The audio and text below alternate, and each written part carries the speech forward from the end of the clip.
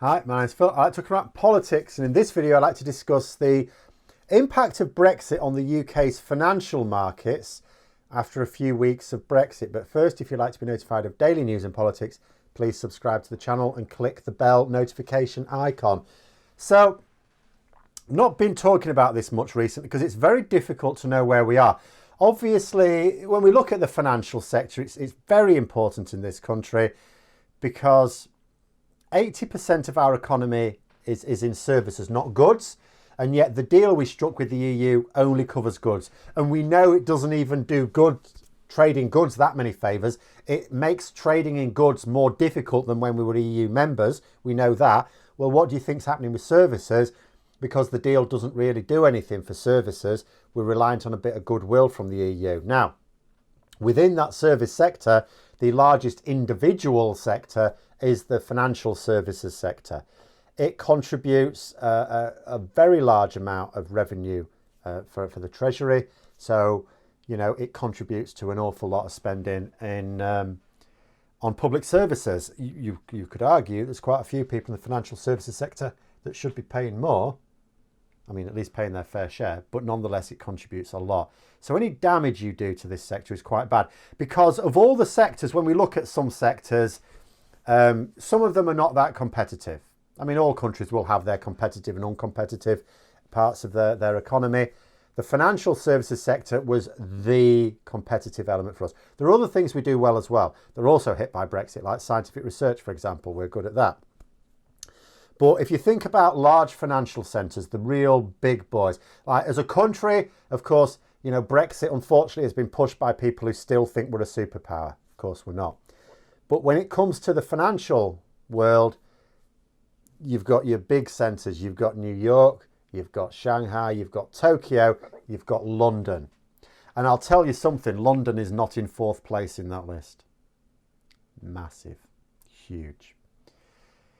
So it's really important that Boris Johnson, in his quest to deregulate, because when it comes to what Boris Johnson intends to get out of Brexit, it's all very opaque because he's not fundamentally a believer in Brexit. He turned to Brexit for political gain. But one thing looms large, a more competitive financial centre in London. He wants to deregulate the City of London.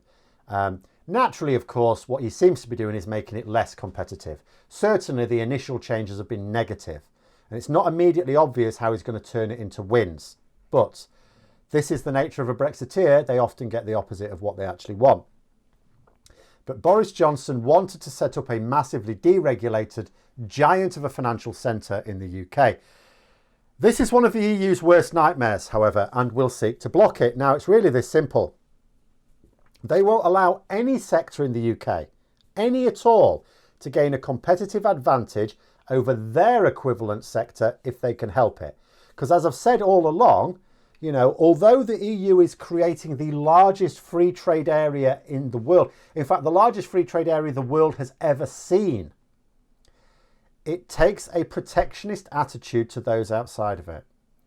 They are the driver of standards. They use their influence to drive up standards, workers' rights, human rights, environmental standards, and so on, and to drive down corruption. I'm not saying there isn't corruption in the EU. I mean, we were in the EU, you know, but nonetheless, if you look at the work the EU tries to do, that's what it's all about. Whenever it strikes deals, it's all about trying to advance the cause of these standards. The EU have struck a deal with China recently. I need to talk about this separately because it's quite breathtaking. Something they've managed to get, a concession they've got out of China on this that no one else has been able to do.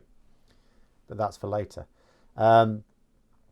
But in order for a deregulated City of London to be competitive, it's going to need to sell its services still. It needs customers. That's the thing. You know, but if it can't get access to major sources of customer, then that freedom from standards isn't going to do it any good at all. You know, it seems simple enough that even a Conservative politician should get it. But as that idiot Brexit Party MEP that I was talking about earlier this week, who owns the seafood business, June Mummery, highlighted, a lot of these idiots, they think they only see the world in terms of the change they want to see. So the Brexiteers wanted to drop standards because they think that makes them more competitive. Oh, you know, all these standards I have to maintain mean it's extra costs for my business. But they expected to be able to drop those standards but still retain the same market access. You know, they thought in terms of the economic environment that they operated in and imagined that it would stay exactly as it was apart from the changes that they wanted, not realising the knock-on effect because they have no capacity for connected thought. So with this in mind, I was reading a report in the Financial Times concerning a UK government review into the city. So now, you know, it looks like they've got some experts to come up with a review. How can we actually take advantage of not having to adopt EU standards? Okay, fine. Various people involved making it clear that Brussels is targeting London as a major financial centre, and also that this is the obvious thing for them to do. Because, like I said, our financial centre is genuinely world-beating. It's a genuinely competitive sector, very much so. It's now outside of the EU and is therefore the EU's competitor. And for those who are going to moan about the EU being mean, we chose for them to do this. We asked to be their opponents, and we weren't even diplomatic about it. We were not kind about it at all as a country. You know, we've talked tough, and now we're going crying home to mommy because, you know, something's going wrong with the unicorn plan. The EU, they're not following the plan. You know, it was never their plan, mate. In fact, given that the EU are still to make their decisions on equivalence for the UK financial sector, decisions that are being delayed, I will remind people, because the UK government hasn't responded, as far as I know at the moment, to their request for assurances on a number of technical areas. Basically, the EU have said, what are your intentions with your financial sector then? And the government are going, oh, we're not sure yet. All right, okay. So then the government have gone, so you're going to grant us equivalence yet? We're not sure yet. When will you be sure? When you're sure what you're going to do with it, basically. So, you know, financial centres in New York, Shanghai, Tokyo, they're now more competitive in the European market than London is because they are making it clear. They're letting the EU know what their intentions are. They're a known quantity. London isn't at the moment. London's part of the continent. And yet, a service provider in Tokyo is now more competitive than one in London. You know, we've already seen London bleeding assets to various European centres. 6 billion, just straight away after Brexit, the first few days of Brexit, 6 billion euros worth of assets disappeared from London across the channel. But the City of London is so huge that it wasn't headline news. It hasn't massively weakened it yet. Apart from in the financial media, of course, it was headline news there. But any service provider is going to be dependent on customers. This is what I keep coming back to. Where's your customers? Because the EU will do what it can to freeze out the UK from the European customers if it doesn't play by their rules. The EU doesn't have to do a blind thing according to the deal. They've got anything they decide to do to grant equivalence for the UK financial sector is on their terms. It's entirely at their, you know, discretion. And they could do that anyway. It doesn't even matter whether we play by the rules. They could do it anyway, because like any good administration, it's going to act for its own members. We are no longer one of their members. The Asian market, you're going to get customers from the Asian market, Japan and Shanghai. They've got that sewn up. The US market, behave yourself. In fact, the EU and the US have just done a deal with the EU. You know, the EU and the US have come to a deal on financial services. You know, so US banks have given themselves a bit more EU market access now. UK banks, on the other hand, now, they've been granted, there's a couple of areas of equivalence that they've been granted, only what was in the EU's interest to grant. I think I read in this report there's about 40 areas, and in 2 of them, the EU have decided to grant equivalence. I forget what they are now, but the point is it's temporary out of dozens, you know, that we used to have permanent access to. Now, if you're a customer, who are you going to go with? A US bank that has the necessary access agreed with the EU for your European customers or operations, or a UK-based bank, one based in London, that has the same access, okay, but it's only guaranteed for a few months, after which it may carry on or it may be rescinded. It's not the most difficult decision someone's going to have to make in their life, is it? You go for the reliable bank. And that's the issue with temporary access. You think to yourself, oh, well, it's all right for now, we've got it for now. but it doesn't really move things along because customers don't like that uncertainty when it comes to managing their finances. They will want a reliable bank to do business with. This is why major banks have been setting up in EU centres. It hasn't just meant a loss of assets from London, but staff as well as a result. And the thing about the behemoth that was, and still is, it's still massive. The UK financial centre in London is, the reason it became so big is because you get a load of service providers there, and then you get a load more there because that's where the expertise is, and they all congregate around. It's a little bit like Formula One. Quite a lot of the Formula One teams are based in the same place in Oxford because that's where the rest of them are. And you get these hubs developing. You see the same thing in tech with Silicon Valley in California. Hubs naturally form when you have like a centre of gravity, and it sort of pulls things in, coalesces. And that's why the major banks, they've been setting up in the EU centres now, so that reduces the effective mass of the City of London, only a little bit so far.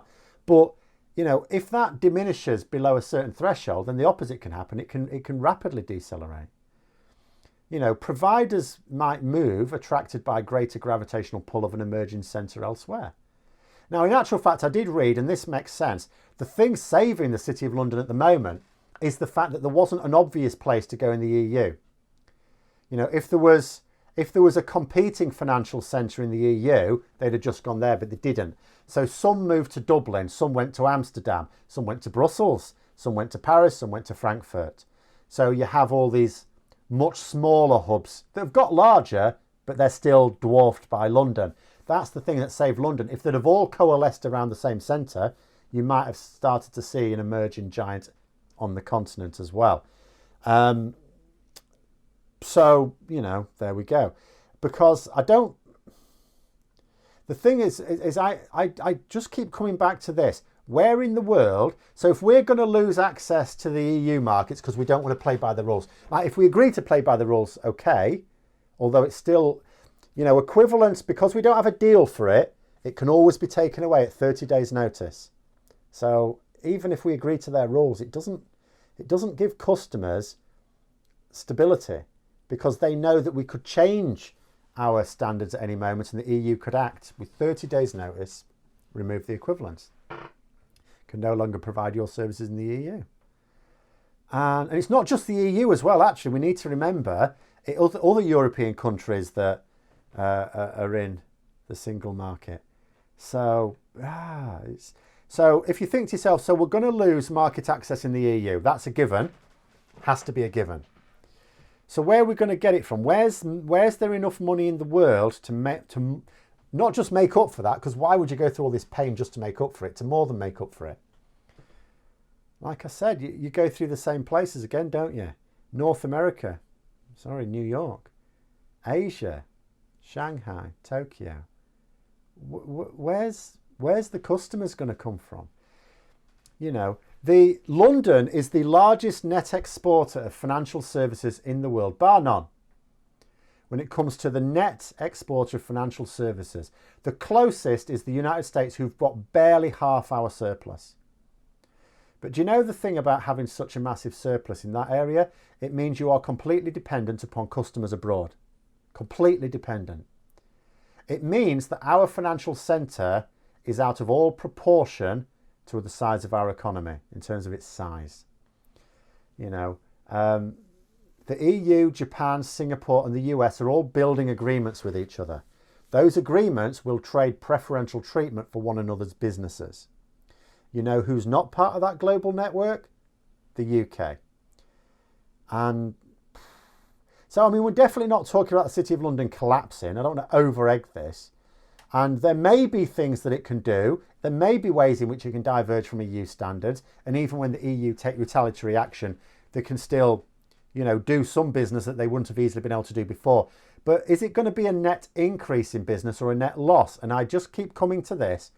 If you look at the richest markets in the world, all of them have got a huge financial centre whose governments are going to make sure that that financial centre has the competitive advantage in their own backyard. So I don't see how it can work. But anyway, those are my initial thoughts on what's going on. Let me know yours in the comments below. Hope you found the video interesting. If you did, don't forget to click the like button. If you'd like to support the channel further, please also click the Patreon link for details. And until next time, I'll see you later.